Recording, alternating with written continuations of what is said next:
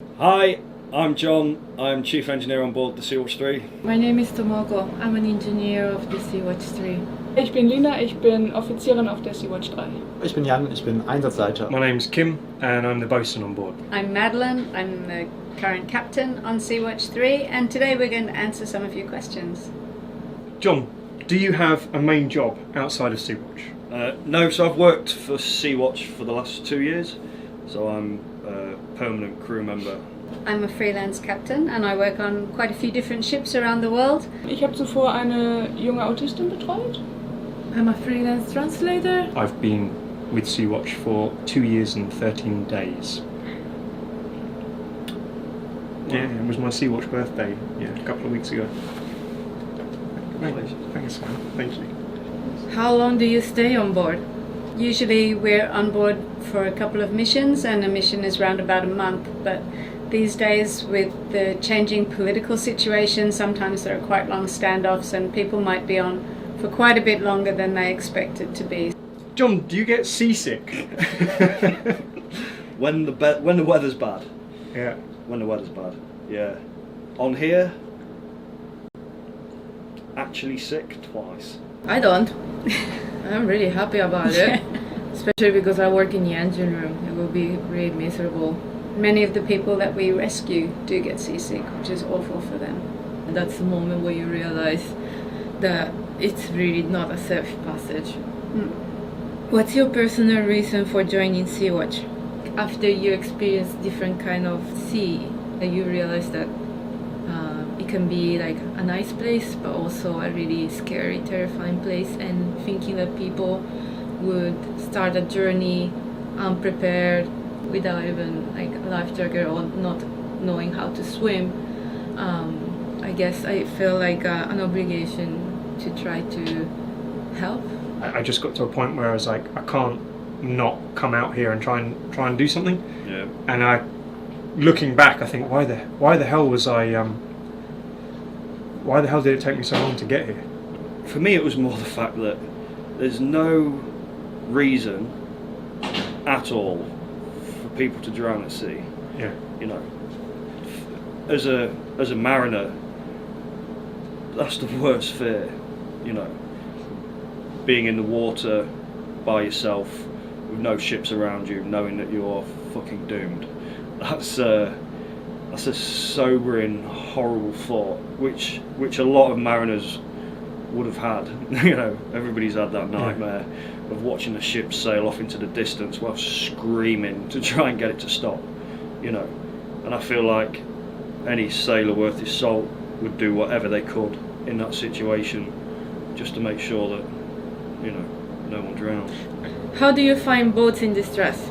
These are our Nikon digitally stabilized binoculars. As soon as we're in or near the SAR area, the crew is on a constant watch. We might also get a call from a maritime rescue coordination centre, or we might hear it from another NGO vessel that's in the area, or even one of the planes that are flying. So there are quite a few different sources of information, but in my experience a lot of the times it's with our eyes that we detect the boats in distress, and they look so tiny you realise that there's no way they could possibly make it to Europe.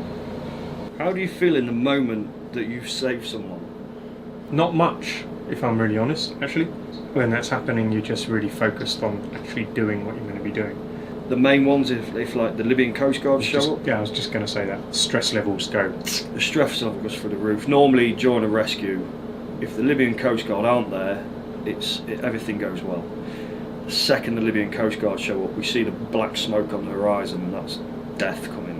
In a perfect reality, like we shouldn't even be at sea. Yeah, So, absolutely. Should be at home growing vegetables. should be gardening. Yeah, Cactus. vegetables. Cactus? I love cactus. The next question is, don't you fear the Libyan Coast Guard? No. Während meinen letzten beiden Rescues hatte ich auch Kontakt zur libyschen Küstenwache. War es echt für mich eine sehr unangenehme Situation, vor allem weil dieses Boot etwa 3-4 Mal unser Boot sehr nah umrundet hat. Sie haben ihre Waffen gezeigt, einfach nur präsentiert, in die Luft gehalten. Das macht einem dann doch schon ein bisschen Angst. I do fear the safety of the people that we're rescuing when the Libyan Coast Guard are there. Literally, I've seen 30 people jump in the water in seconds when the Libyan Coast Guard arrived, and many times had people tell me that they would prefer to die than to go back to Libya. Why don't you bring them directly to Germany? So, so I don't know if anybody's ever looked at a map, but according to maritime law, we are to take anybody that's rescued at sea. It doesn't matter what colour they are or where they're from. According to maritime law, you are to take them to the nearest port of safety. Germany is not the nearest port of safety to the Libyan SAR zone. How can we help? Wenn man medizinische Kenntnisse hat, wenn man viele Sprachen spricht, wenn man gut kochen kann, bei uns in der Kombüse, wenn man gut Fotos machen kann und dann als Journalistin mitfährt. Get in touch.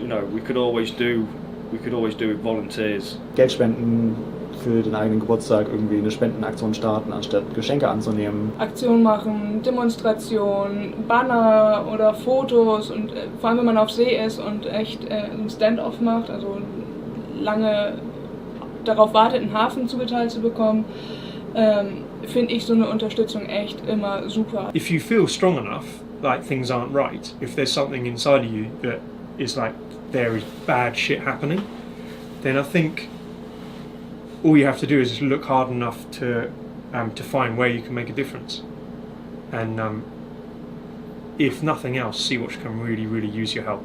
So just get in touch.